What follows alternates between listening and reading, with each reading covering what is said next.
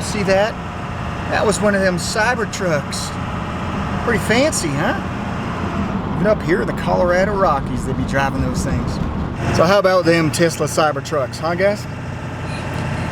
By the way, this is your favorite host of the Nightwatch Podcast, Nightwatch N8. Yeah, I've been putting out a lot of dirt, I guess you could say. A little bit of smack talk around the this whole Tesla company. And some of the, like I've affectionately been calling the Cybertruck a LARPer, cyber trash. I don't know, I could probably think of another insult. Catchy little one-liner, but yeah, one of the things I put out recently, and by the way, this got me a label slapped on my account on X because it's such a free speech platform, right, guys? It's probable spam now, I guess, to criticize Lord Elon's movie prop. He admittedly designed the Cybertruck to look like something the Blade Runner would drive, right? Yeah, so I got a label slapped on my account limiting my freedom of reach for criticizing Elon Musk's, the Monopoly Man's company, Tesla, and the trash vehicles that they put out. Exhibit A, the Tesla Cybertruck, is the only truck that I could find anyway that was built with a cast aluminum frame. You know, this good old boy right here that I'm driving, this F-250 Ford 7.3 diesel engine beast. Of course, it's a real truck. It's not like a little toy truck that just looks tough on the exterior. Yeah, this thing has a solid metal frame. And trust me, if you've ever tried to drill into I've installed airbags in my other F-250 7.3 diesel, and it is not an easy thing to drill into these frames. These solid steel, now was it like at least a 1/4 inch thick steel frame? But Tesla, and I don't know if this was like an afterthought, because Elon Musk, the revolutionary that he is, there's a whole different world between an engineer and a real life application. So I don't know if what happened was that Elon had this amazing idea of a stainless steel exterior, tough guy, bulletproof Cybertruck, with the windows that supposedly don't break, but they do repeatedly throughout all of his testing. Not even his testing, but his, he always puts on a big show about how awesome his latest invention is, and some of the people that watch the premiere, the introduction of the Tesla Cybertruck, time after time, the shatterproof windows would shatter. And yes, the stainless steel is tough, but it's also heavy. And so that's what I was wondering if that was kind of like an afterthought. Oh shit, we're way over weight restrictions here. We're supposed to be a green vehicle, and we weigh so much that we're just going to be gobbling up energy and losing some of that distance on our little lithium batteries. So I wonder if they had to kind of save some weight on the frame, and they decided to invent a whole new giant casting machine to make the cast aluminum frames on these trucks. Well, it took until, because they weren't tested, by the way.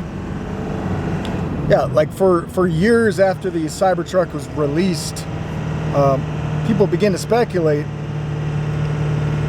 And if you're wondering why my truck is so loud right now, it's having problems shifting. Because, granted, it has 260,000 miles on this 99 F-250 with manual windows and doesn't even have electric doors on this thing, right? It's a real man's truck, right, guys? You gotta use your muscle, your arm, to roll down the window. But so yeah, for a while there was calls, there was outcry because the Tesla Cybertruck wasn't even crash tested for the first few years after its introduction into the consumer market, where many of the sales actually flopped because, for one thing, it was so damn expensive. Originally, I think when Elon first floated the Tesla Cybertruck out there, I think he put an estimate of like around 30 to 40,000. Well, it ended up being about twice that. I think starting is like 80. If you want some of the fancy, packages, you're looking at paying $100,000, $120,000 for a tough guy, bulletproof truck that can't even tow its maximum tow hitch weight capacity, right? And it took until a couple of YouTubers, I think the first one was this Whistling Dixie kid, I think he's in his 30s. Man, what a fun job that guy has if you haven't watched him yet. But he's basically crash test, strength test different vehicles, tough guy trucks and all that. And so I think he compares like an F-150 to a Tesla Cybertruck. And wouldn't you know it, as soon as it got up to about, I think the weight limit was rated for, I think, 11,000, they claim. Then there's a bunch of fine print about exactly what you're towing and, some of the science, the leverage that you put on the hitch and all this bull crap. That would never apply, by the way, to a steel frame truck because, as has been demonstrated by different YouTubers, you cannot just snap a steel frame on a vehicle.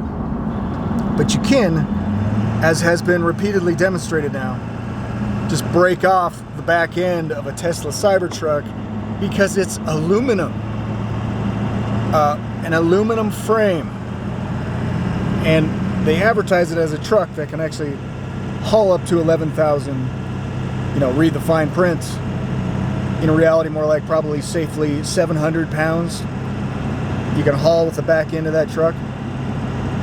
So it's a joke, like everything with these con men right now, whether it's the celebrity freaking Apprentice star Donald Trump or the overnight sensation Mr. Conservative, lifelong Democrat, repeatedly called for a carbon tax. The world's biggest welfare baby who, owes his existence, all of his company's success, to the same government waste that he's now, head of the department for cleaning up, right? Yeah, all of his companies would have sank long ago if it weren't for taxpayer funding, government subsidies, charging other more successful automakers, for their naughty sins, selling them the equivalent of carbon credits, because Tesla's such a good boy, right? And for all these people that think, hey, why does it matter, right? You still have a choice. You don't have to buy a Tesla. Well, if you look around, if you do a little research at all these different states, Colorado here included, with the California import governor, Jared Polis, they're all pushing legislation to completely eliminate and outlaw combustible engines by, I think it was originally by 2025, or maybe that's California I'm thinking of, but here in Colorado I think it's still slated for about 2030 when the grand scheme is, it's ultimately ties back to the UN Agenda 2030 Sustainable Development Goals, if you research that a little bit, which Elon Musk is the poster boy of, because he's basically developing all the infrastructure for everything that they've called for, right? Making electric vehicles commercially viable. Yeah, they're commercially viable as long as you get a bunch of subsidies, as long as you get a bunch of rebates for buying them. And now in Canada, they're threatening to remove the rebates, and everybody's on the right because we're all conservatives and we're all pro EV now because Elon's our guy, right? The poster boy for the UN Agenda 2030 Sustainable Development Goals / World Economic Forum Vision for the Future. Elon Musk, the Klaus Schwab 2.0, is our guy now. And so you have guys like this cat-turd retard on X who have repeatedly in the past called EVs a scam and trash, junk. Now saying, put on your big floppy red clown hat and jump into your little Tesla clown car and drive with pride, guys, because this is how quickly on a dime these influencers, these masterminds that are in control of creating this new future, this is how quickly on a dime that they'll flip. This is how quickly they'll blow with any trend that that blows in, right? These little snowflakes blowing about on this or that trend, losing all credibility in the process to anybody who's paying attention.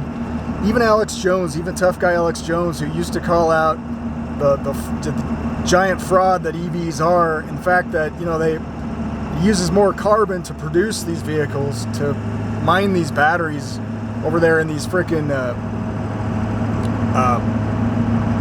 concentration camps over there in Africa with these slaves in these horrible conditions, expendable human beings, right?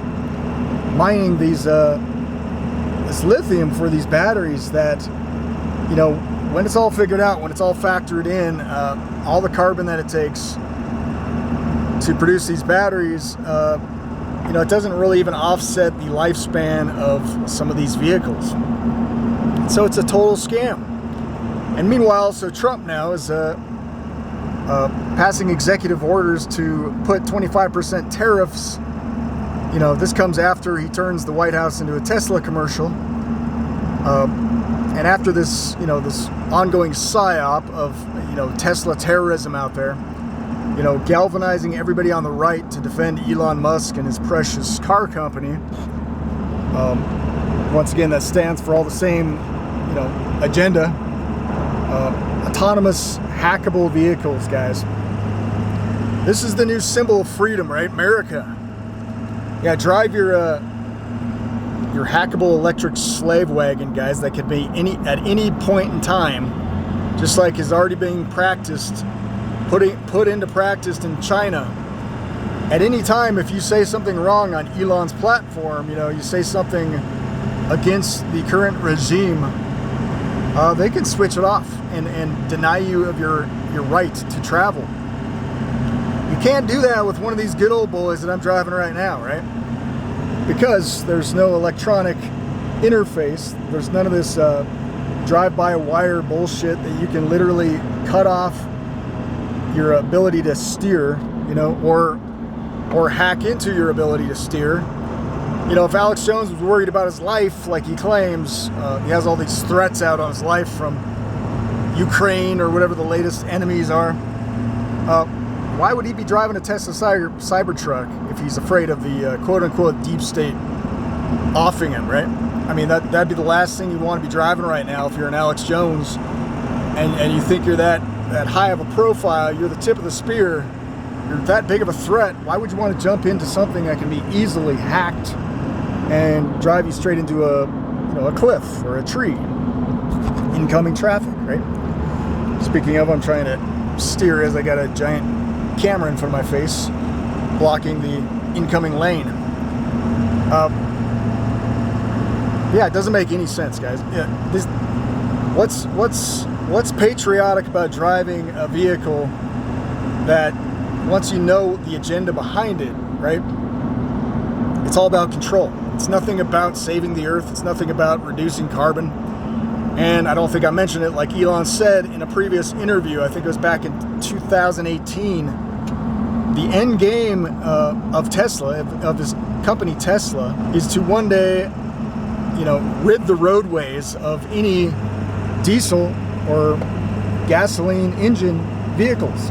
So you think you can say right now, you have the luxury to say, oh, you have your own choice. You know, what's your problem? It's the free market. Well, the point is that they are pushing legislation.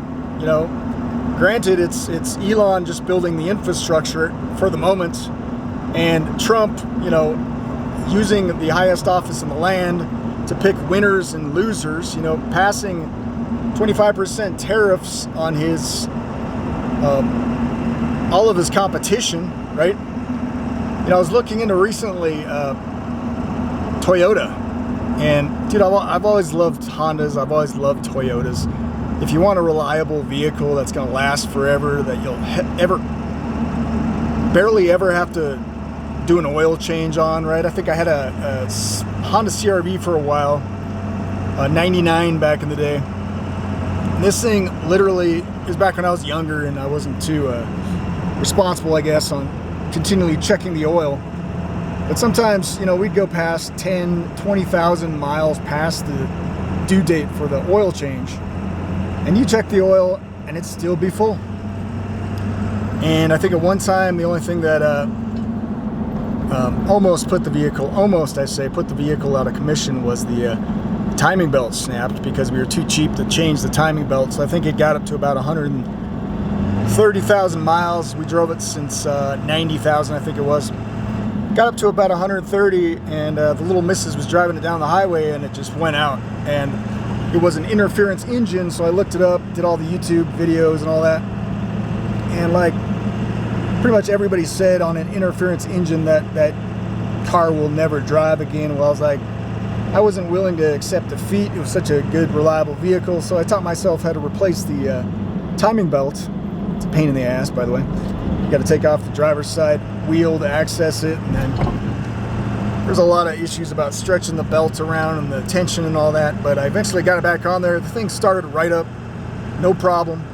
The engine sounded a little different after that, and I ended up selling it fairly quickly just because I wasn't sure about it. But no, it drove again. After driving, 40, 50 miles down the highway and having the timing belt snap,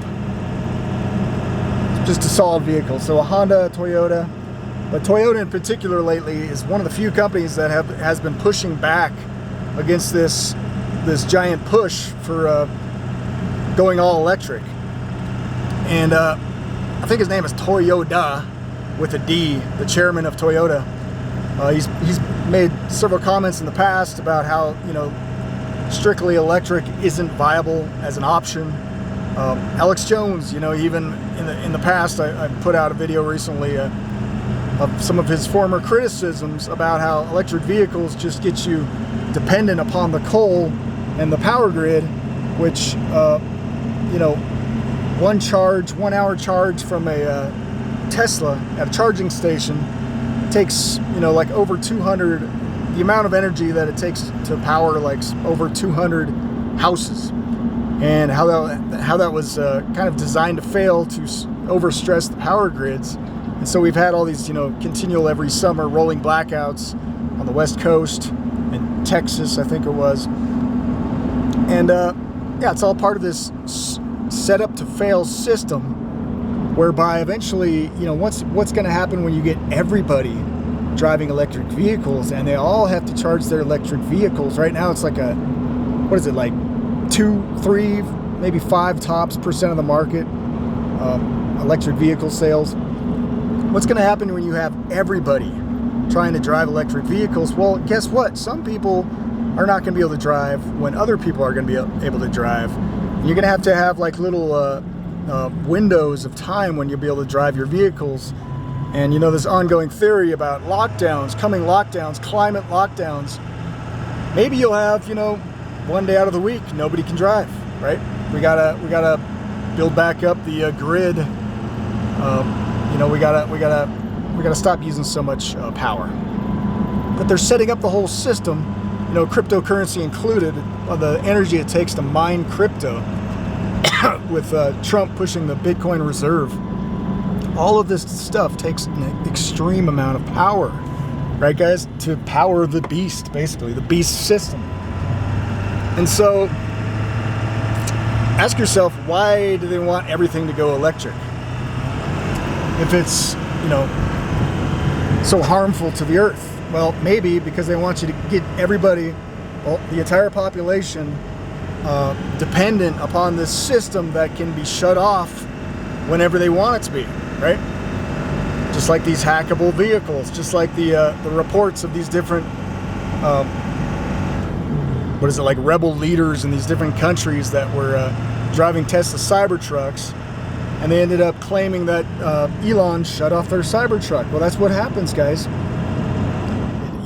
These are also little spy mobiles. They drive around. They have all these. This guy needs to cross the road, I guess. They have all these little roundabout. I think it was a year or two ago, they installed here in Estes. Everybody's got to have roundabouts.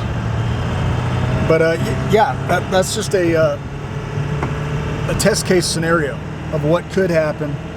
The power that you give over to these companies by buying their products, knowing that these products can be controlled from a central source, right?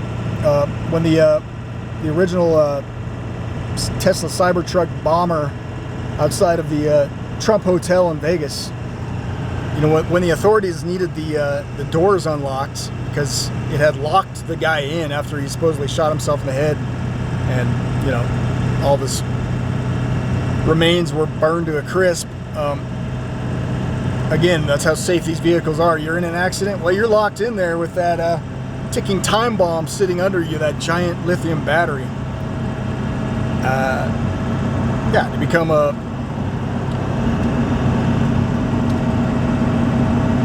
strip of bacon, basically. No thanks, guys. I'll go with my manual locking doors as long as I humanly possibly can. But yeah, what came out during that was that Elon, he said, okay, central command center over there at Tesla, and they unlocked the doors for the authorities. So do you want to hand the quote-unquote richest man in the world the power to do what he wilt with your vehicle? You go right ahead, but I'm not going to call that, I'm not going to rebrand that as patriotism, right? Toyota is one of the few companies that is pushing back. They have alternatives, hydrogen cars. It sounds a little scary to me, driving around with a big hydrogen tank under you, but there's plenty of different options besides these toxic lithium batteries. Hydrogen cars, the only emissions they put out are like water vapor, and people have demonstrated you can literally drink the water out of the tailpipe of some of these Toyota vehicles. Anyway, so I've arrived at my destination. I gotta help little Mrs. Help a friend of hers move today. So anyway, thanks for listening to my rant. God bless everybody out there. Hopefully some of that made sense. Stay tuned to the show. There's a lot planned. I've had several people now that want to have me on as a guest, so that'd be interesting. I got to get used to live streaming a little bit. Haven't done it yet, but I got plans, guys. So stay tuned. Appreciate all the shares and likes lately, all the subs. And catch me on X. I've got more traction on there. Ironically, even though I'm shadow banned to oblivion for criticizing Tesla, the only thing that's really helped me are friends in high places like Matt Baker and David Icke sharing some of my videos. Nightwatch N8 without any spaces. That's me on X. Check me out. Follow me.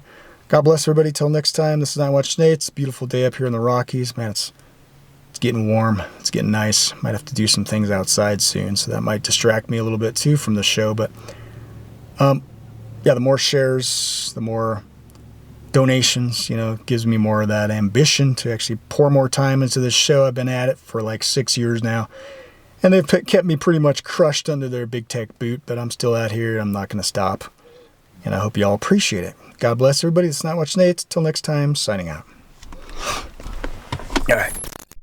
Cars will become so expensive that only the wealthy will be able to do it. Because, Trump just added 25% to foreign cars yesterday. The average price of a car is $48,000, so he just added $12,000 to the price of a car. What's all this stuff about? You're not going to pay the tariffs. Other people will pay the tariffs, right? Well, you're going to pay the tariffs if you buy anything. And who benefits from all this? Tesla, more than anybody else, Elon Musk. As one person on X said, Nightwatch N8, this was sent to me by a listener, thank you, why Elon was put here. He said, and he had a list there, 12 states who are working on banning automobiles. You know, the real automobiles, not the electric stuff that you need tethered to the grid that they control, but the ones that use fuel. And of course, it's California doing it and 11 others that are tethered to them. And, look, Biden was against cars because of his green agenda. And what did he do? He ran sanctions. And he said it's going to be very painful, but that's where we got to go. Now, Trump is doing really a war on cars. I don't know any other thing to call it when it's 25% tax. But he's doing it to help us as a nation, isn't he? And he's not doing it and calling it a sanction. He's calling it a tariff. And the other person who is going to benefit from all this stuff is going to be Elon Musk, who is moving to rental. Why did that go? You'll own nothing and you'll be happy. You'll rent everything.